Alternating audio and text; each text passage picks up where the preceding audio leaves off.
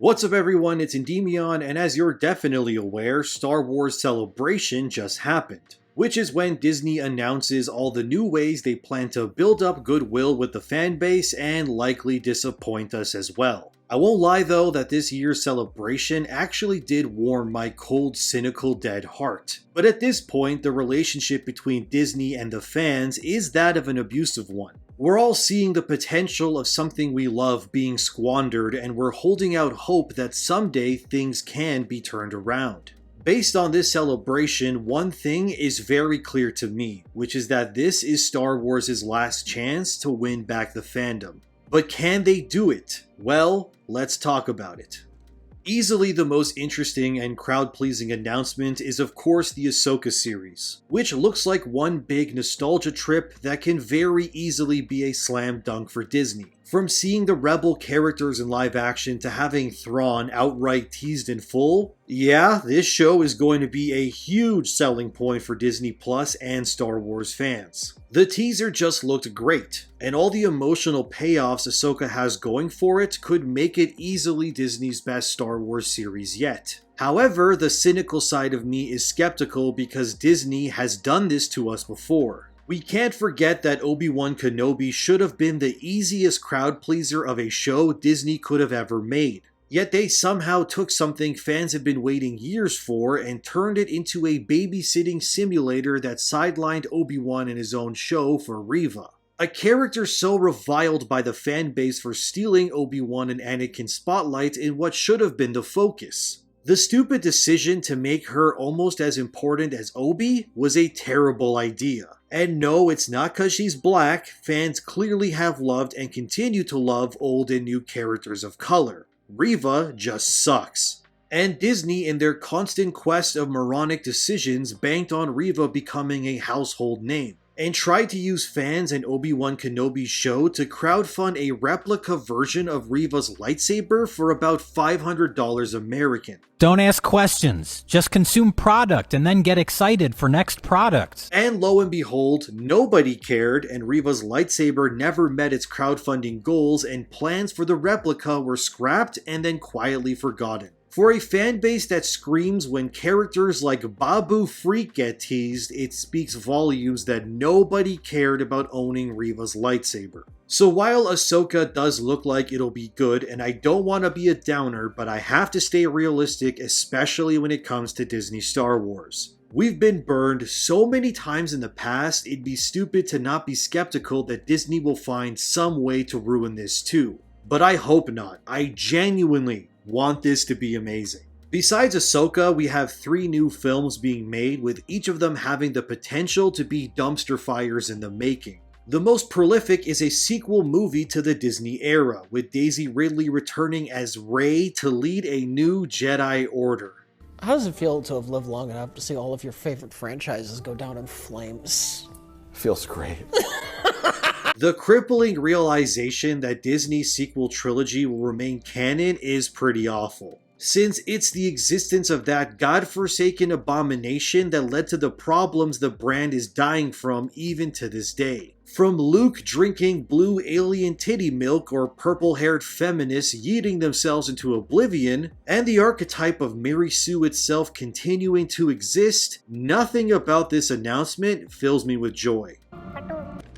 Rey is quite literally everything wrong with modern cinema and its storytelling. She's an ultimate no-flawed space Jesus that rejected the teachings of a Jedi Master only to appropriate his name and then assume his identity. So while I'm trying to stay positive in this video, knowing that after all the nonsense and brand killing Disney has done to Star Wars, their bright-eyed master plan was to let the avatar of their destruction lead the future. If this ends up being bad, we will never hear the end of it. They just need to make Finn a Jedi and make him the main character, because they did him so dirty. Finn's also way more likable than Rey as well, but I guess we'll see. The other big eyebrow-raising announcement is that James Mangold is making a movie about the first Jedi. This has the potential to either be the greatest or worst thing to ever exist. I'm also a firm believer that sometimes adding things to lore can hurt it rather than help it. Because telling the origin for things that didn't need explanation has worked out so well in the past, hasn't it? Witcher Blood Origin explained the conjunction of the spheres and the first prototype Witcher, and all that show did was ruin those concepts and lessen the lore overall. The idea of the first Jedi is both captivating, but it also has the immense possibility of destroying everything Star Wars as well. If the first Jedi ends up being a man-hating feminist with they-them pronouns that wants to smash the patriarchy, I will become the Joker. But the idea of a literal origin of the Force could also be really cool, so I am holding out hope that this doesn't suck total ass. They should make the first Jedi one of them Babu freak-looking dudes, cause that would at least be fun to watch. I'd pay to see that little guy doing backflips with a pocket knife-sized lightsaber. Imagine if the first Sith was an equally small alien too. Now that would be fun to see. The third movie will be directed by Dave Filoni, and it will take place between episodes 6 and 7. Apparently, it will culminate all the storyline threads of The Mandalorian, Ahsoka, Rebels, and so on into one big epic event. This movie, out of the three, is easily the most crowd-pleasing as well, and has the potential to actually be a solid movie with real stakes. Hopefully it doesn't mean the end of characters like Ahsoka or Din, since I wouldn't mind more adventures with those characters. But I do hope at least that whatever happens in that movie will lead to Grogu being in that future film with Rey. And hopefully Grogu is older and just steals the spotlight completely and then leads the franchise into a new dawn. It also seems that Harvey Weinstein's Assistant series is going to become a real show, with The Acolyte finally being announced properly. I don't have much to say about this since I've covered it before. However, I do think this show will either be good or the worst thing since stomach aches. Andor Season 2 was also announced, but honestly, I couldn't even make it past the first episode without passing out from boredom. I hear it gets better, but maybe if you guys can convince me, I'll give that show another try. All I remember about it was Andor walking around looking over his shoulder with his hands in his pockets for 20 minutes. However, if she was the main character, it'd be a different story, that's all I'm saying. Anyway, this was Star Wars Celebration, and although there are some good concepts here, I genuinely don't believe it's enough to save Star Wars. Recently in Mando, Jack Black and Lizzo of all people showed up, and that entire bit felt more like an SNL skit than real Star Wars. Which, by the way, that episode is the lowest rated of Disney Star Wars. Basically, Lizzo is the worst thing to happen to Star Wars since Anakin was to the young Padawans during Order 66. But besides Lizzo being in Star Wars, there's another massive problem with Mando right now, which is the same problem that's plagued, well, almost everything Disney has been doing lately. In Mando Season 1, the show was very efficient in keeping its story streamlined while having a core of interesting characters. Like Mando, Grogu, and of course Gina Carano's Cara Dune, whose presence in Season 3 is greatly missed by yours truly. Season 2, while it had its issues, ultimately stuck the landing by concluding with Grogu meeting with Luke. However, Jon Favreau and Disney then took their massive win and immediately ruined it by bringing Grogu back in another show, which was terrible by the way. Seriously, Book of Boba Fett was ass cheeks. It's yet another slam dunk that Disney managed to squander somehow. Anyway, now in Season 3 of Mando, the show's tone and story are all over the place. But the worst sin of all is that Mando isn't even the main character in a show that should be about him. Instead, Bo-Katan has all but hijacked the entire series' plot and made everything about her. Not only does Bo save Mando multiple times throughout Season 3, she has all but replaced him entirely as the main character. What's happening with Mando right now is quite literally the same problem that is plaguing not only Star Wars but Marvel as well. The constant subversion of having media being promoted as starring a strong male character only to be replaced and outdone by a woman instead is just getting tiring, dude. Look, I get that Bo-Katan is important, but this show is about Din and Grogu. It's honestly Obi-Wan Kenobi all over again with Reva. Or Shang-Chi with all the women outdoing him, or Black Panther where all the women outdo him, or Hawkeye where the female lead not only outdoes him but takes his name too. Which kinda reminds me of a certain someone else now that I mention it. Look, I understand that Disney wants their diversity and inclusion, but this is clearly not working. Mando Season 3 is losing viewers at a staggering rate, with over 200 million less minutes watched than its previous season. That equals about 20% of the audience not returning for Season 3, which is bad for a franchise so in the dumps already. So when I say that everything going on right now is Disney's last chance, I mean it. How you can squander shows about characters like Obi-Wan Kenobi, Boba Fett, and now Mando, it should be studied for how horrible a franchise can be mismanaged. But what can we expect from a company that didn't even have a proper outline for its sequel trilogy?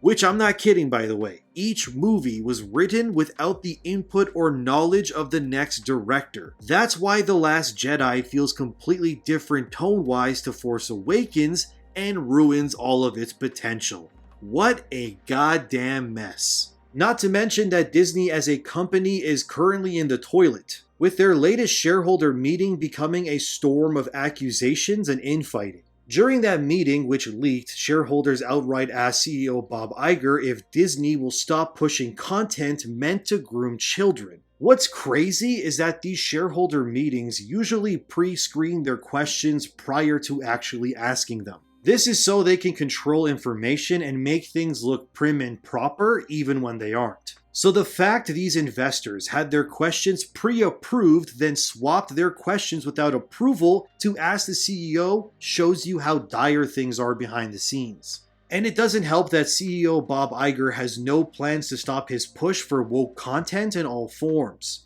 Even when the company is bleeding money and fans as well as investors are rightfully pissed, seeing the potential squandering away. One of these investors even said, "Is it wise for the company to take political positions to satisfy a very small portion of the people when our primary mission is entertainment, not education?" Bob Iger responded with, quote, "First of all, as the CEO of the company, I think my job is to strive to do what I think is best for our business. And that includes what's best for our cast members or employees and what will enable both to flourish. I don't think we should or can weigh in on every issue, and I also understand that there are going to be gray areas. There are going to be times when we decide to weigh on an issue that we believe is worthy of debate because of its relevance and importance to our business or to our employees. And there are times where I actually believe we shouldn't. But I strongly feel that we alone have to determine whether, when, or how to weigh in on an issue, whether it's private or public. Of course, with the standard that when we take a position on those matters, there's a true reason why we have, and in almost all cases, it has to be because it directly affects our business or our people. So as long as I'm in the job, I'm going to continue to be guided by a sense of decency and respect and trust our instincts that when we do weigh in, we weigh in because the issue is truly relevant to our business and to the people that work for us." End quote.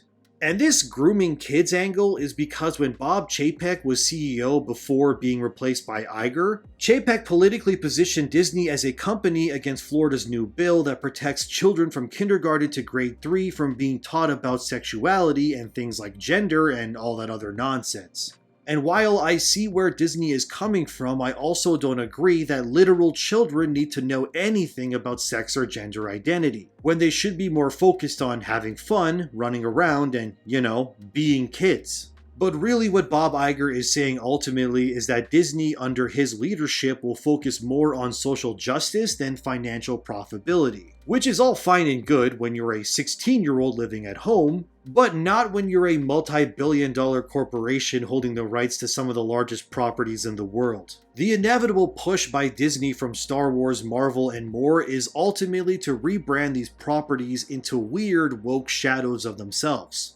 One of Disney's upcoming Star Wars shows is The Skeleton Crew, which is about a group of kids traveling through space and having fun. And while this could be a good idea, you already know Disney will find a way to push gender identity and woke ideas into it because nothing comes before pushing the message. But I seriously hope that I'm proven wrong. Also, I know it's a kid's show, but like a bunch of kids manning a ship through the vastness of space can go from family friendly to nightmare fuel in seconds. Aren't there like pirates and unspeakable monsters out there? Those kids are screwed. And when it comes to diversity, shows like Ahsoka have that in spades, and that's totally fine as long as it doesn't come at the cost of other representation. I hope Ahsoka has plenty of diversity, but I also hope it doesn't portray all men as weak or evil. Rey being the leader of a new Jedi Order doesn't fill me with joy because I witnessed what Disney did to Luke's Jedi Temple and his legacy. They took a powerful fan-favorite character and made him into an attempted child murderer who doomed the galaxy. But what can I expect when the architects of our ruin are still in high-ranking positions within our favorite franchises? When CEOs like Bob Iger continue to push woke agendas when they're clearly not working, and people like Kathleen Kennedy continue to ruin Star Wars with moronic initiatives like The Force is female. Ugh. Even recently, Overlord DVD, who's notorious for Disney scoops, revealed that his insiders have told him that Disney might be looking to sell Star Wars off. This could mean either two things. One is that they just outright sell Star Wars and wash their hands of it. But I doubt this happens due to the insane profitability of the brand even when Disney continues to butcher it. The other more likely scenario is that Disney takes their Star Wars content like movies and more and then sells the streaming rights to other platforms. Basically, Disney could release the Ahsoka show on Disney Plus, then later on sell the rights so that Netflix or Amazon Prime could also stream Ahsoka, which would both broaden its reach and allow Disney to make revenue off projects they've made even further. Although Overlord DVD has had many scoops be right, likely Disney will broaden Star Wars to other platforms in order to make more money, since Disney Plus alone is not making enough to justify its own existence right now. Think of it kind of how Disney has been approaching various multimedia surrounding their brands. You have Sony making the Spider-Man games as well as Wolverine, but there's also an Iron Man game from EA, and then you have things like Midnight Suns. It's all Disney, it's all Marvel, but it's done under multiple studios so that they can reach as many people as possible. That's likely what they'll be doing with Disney Plus shows, since a single episode of Mando costs like $10 million.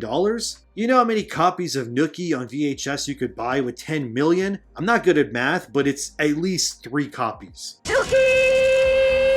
Anyway, the future of Star Wars is here, and while many hope for a bright future, I for one see a darkness looming in the abyss beyond. An unfathomable evil hell-bent on consuming everything in its path. A blight full of woke identity politics and the Force is female marketing gimmicks. A maligned, contorted mess of corrupted ideals that's ready to consume everything until nothing exists except a void where Star Wars and others once stood. Disney might believe that the future of Star Wars is bright and can be saved, but for me and many others, this is quite definitely Star Wars' last chance before it's too late. Let's hope they don't ruin it, and with that, thank you for watching, and I'll see you in the next one.